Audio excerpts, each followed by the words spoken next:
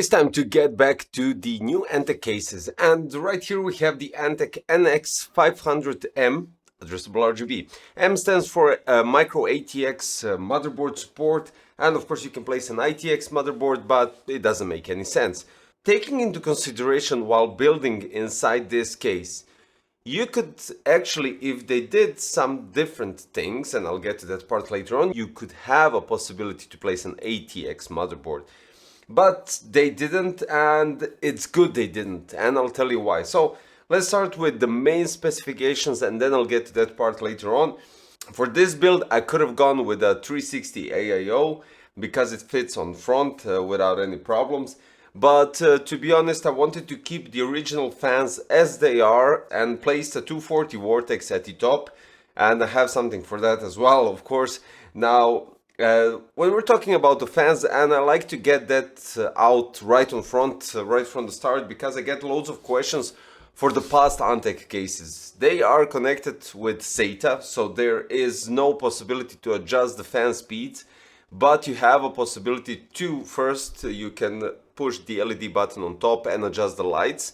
And the second thing, you have addressable RGB header that goes to your motherboard or to, for instance, a Vortex splitter controller, whatever you want to call it. And while holding the button on the top, it goes to the motherboard sync mode. So there you go. You can adjust the lights, you can adjust the speeds of the fans. But taking into consideration that we have a small, well, basically small, a micro ATX build case, that is in the budget category, and we're going back to the budget with ANTEC. I think that's quite alright, because they aren't that very loud in terms of performance and everything else, and when they spin up it's quite alright and quite acceptable. But regardless to that, if you're going on a budget, you'll be quite satisfied. Now let's go with the rest of the configuration. So on front, 360, 240 or 280, on top 240 or 280, and at the back we have a possibility to place one 120mm fan. What I wanted to say is 360 can go in front, but I wanted to leave the original fans, and on top you could go with 240 or 280. Now what they did strange with the 240 placement of the radiator is that they didn't push the 240 holes the same way they did for the 280. And no, it wouldn't collide with the 280, because only the middle holes would be the same. The side holes for 120, they will be divided from the 140 by 2 centimeters on each side. So you would have more placement here on front, which will give you much more space for the EPS cable, and much more ease of access when we're talking about placing the AIO and screwing it up on top. That's the least part. If you don't go with custom sleeved cables as I did, you'll have enough space with the original EPS cables from the power supply to reroute everything properly. Now, what I mentioned about the motherboard, so you have really loads of space at the top. You have actually loads of space at the bottom, and I bet that if they organize the standoffs a bit differently, that you could place an ATX motherboard. But what they did, they placed a micro ATX board here, giving you and me and everybody else a space at the bottom to reroute the cables quite nicely. You have about 1 centimeter of space, which is quite solid. And at the top, you have so much space that you can place your AIO, forget about the EPS and all the other cables that need to be connected at the top of the motherboard, and connect them afterwards. It has so much space. And the only reason why I mentioned the 240 position of the radiator at the top was a bit of a mistake, is that if they placed it more on front, you could go with a thicker radiator, with thicker fans, and get a better cooling in such a case. Which is a shame in one terms, but after all we are grabbing a budget case, right? So all in all, what I did here is, as I already stated, we have Vortex 240 ARGB, Neo Echo 850GM right here at the bottom of the power supply shroud, powering up the AMD Ryzen 5 7600X and the Sapphire Radeon RX 7900 XT Pulse, which was all quite outstanding given in the benchmarks. I added some custom sleeved cables, and there's one more thing which I will mention in another video for ANTEC. But regardless to that, it has solid space in the power supply shroud compartment. If you go with the original cables from your power supply, you won't have any issues, but if you go with the extenders to make your build look more nicer, then you'll lack a bit of a space, as well as at the back. So good cable routing and good organization will give you a nice looking build. So I wanted to go with whole red color scheme just because I'm rocking currently here all AMD, and we have red cables, red lights and everything else. But regardless of that, the Pulse graphic card actually fits quite nicely. You do have to wiggle it a bit to get it inside, but you have still 7 millimeters, approximately 7 millimeters of space before it touches the inner front part of the chassis of the case. Otherwise, if you go with the radiator on front, the fans are on the outer side of the chassis and the radiator would go on the inner side. You will lose 2.5 centimeters, of course, depending on the thickness of the radiator. But regardless of that, you can place a beast of a graphic card here. Unless it's RTX 4000 series, then the 12 VHPWR will have problem. But after all, we are looking at a budget case, so you won't be going into those terms. At the back, we have possibility to mount two 2.5-inch SSDs.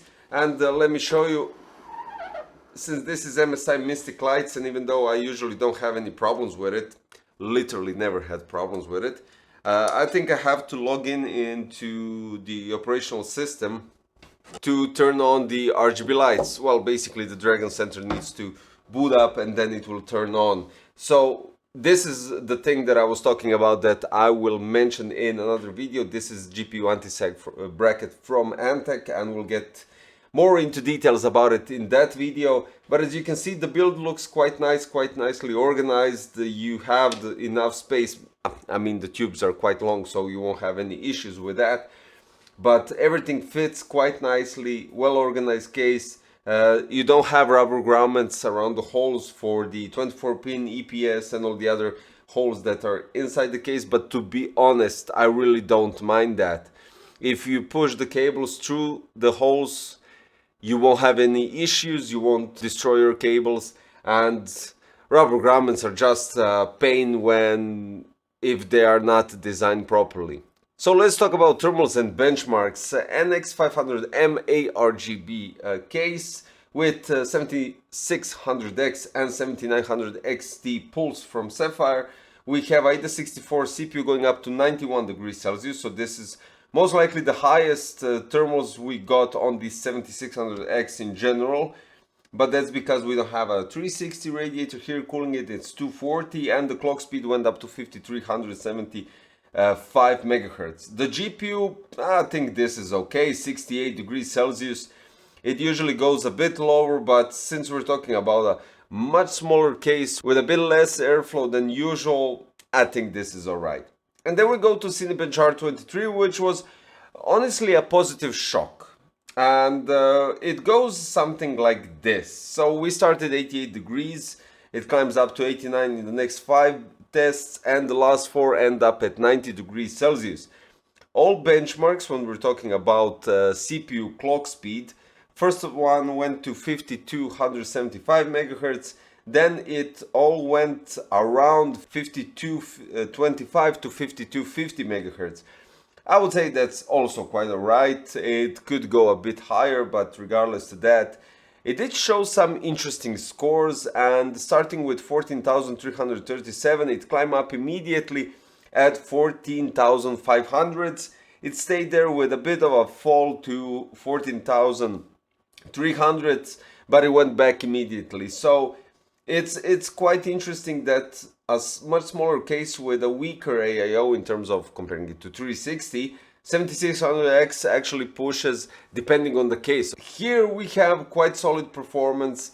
AIO is, you already seen the review and all the other details about the Vortex 240. So basically I think I would say this case is an excellent budget case. You get fans that are stock.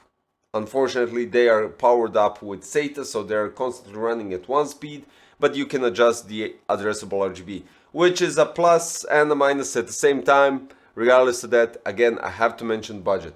Much thinner steel, much thinner tempered glass than we're used to with performance one on or any other high-end case when we're talking about ANTEC products.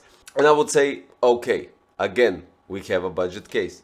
So I think it's a good looking case. I think it's very compact. I think it's very nicely organized, except I think everybody would profit if the 240 was pushed back on front just to get that possibility to grab the maximum cooling if somebody decides to go with a thicker radiator, with the thicker fans, because you would get enough space to do that. But all in all, as you can see, you can place a nice radiant card, which is quite long, 240 radiator at the top, and everything else looks quite nice. So all in all, guys, yeah, quite positive on this part. Some things could be done much better, but I won't go that much into it. If you skipped a couple of seconds or minutes in this video, just go back and check it out. And that'll be all for today. If you're looking for a budget case with 3 fans, 240 support, or even 360, mATX, nice airflow on the front, you can definitely check this one out. And because of it, I'll place the link for the ANTEC NX500M addressable RGB in the description below. And that'll be all for today. Don't forget to sub, like the video, hit the notification bell, and see you very soon in that, well, I'll tell you right now, ANTEC accessories part 2. Bye bye.